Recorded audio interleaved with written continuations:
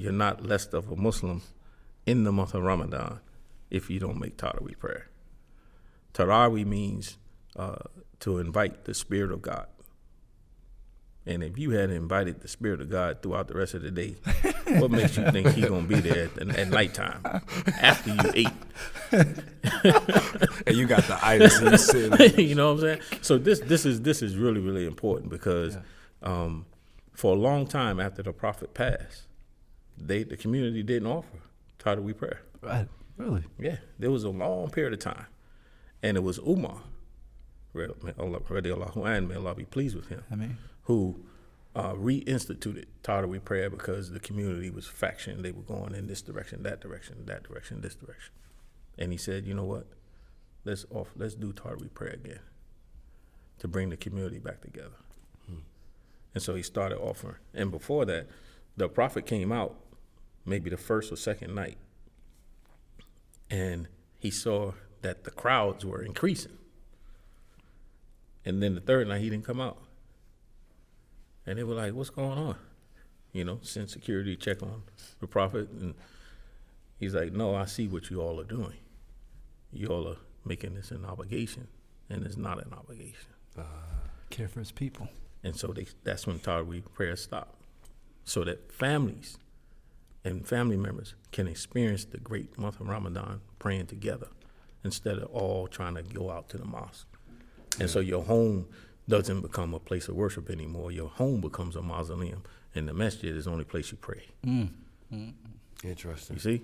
So it's great history, you know, and the Prophet freed us. He told them, I see what you all are doing. You're making this an obligation. Is it highly recommended? Yes. Should you increase your prayers during the month of Ramadan? Yes. But you should not be overburdened and feel like you're going through a difficulty when God says he didn't give you this so that you can experience difficulty. Yeah. He gave you this so that you can experience it and that you can complete the prescribed period. And you shouldn't be completing a prescribed period. Grouchy.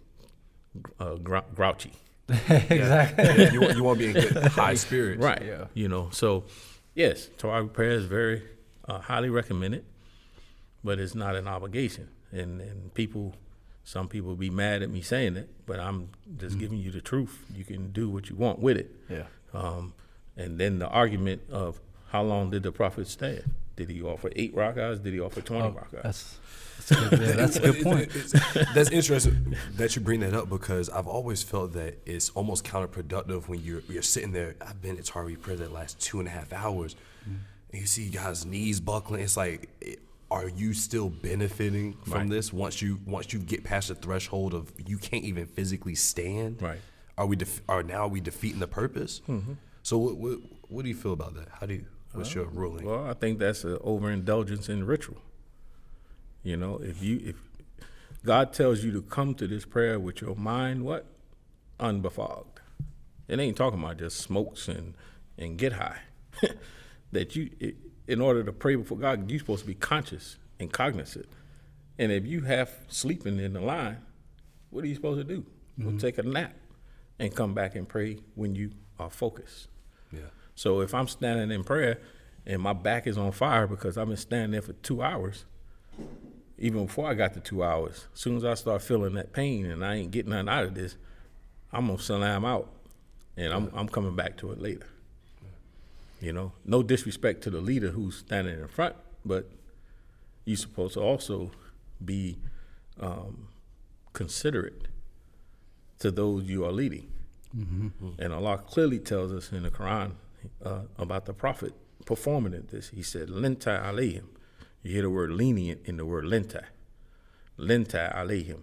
Tell the Prophet, if you had not been lenient on them, most of them would have become harsh-hearted and not followed you. Mm-hmm. So for someone to put that on you, say you have to stand behind them and follow 20 rakats, praying a whole juzah for 2.5 hours when you're used to praying for 3 minutes. That's a lot. Yeah. You know, so it's like, where's your lenience? Where's your leniency? Where's your consideration? Where's your mercy in this process? most of the time when I lead the Taraweeh prayer or lead the regular prayer, I recite. In the first rakat, I will recite a longer verse to give people time to get in line and do what they'll get ready. Right. And then the second one, I do a short one. And I follow the process. And the people are so grateful that we offer Taraweeh prayer in 20 minutes, 15 minutes. Yeah. Rather than an hour, 2 hours. It's not time, for me to show off and show you how much I know, how many chapters I know and what long ones I know and all that stuff, That's not the purpose, To invite the Spirit of God means that you have to also remember that you have to be merciful to the people when you're leading them.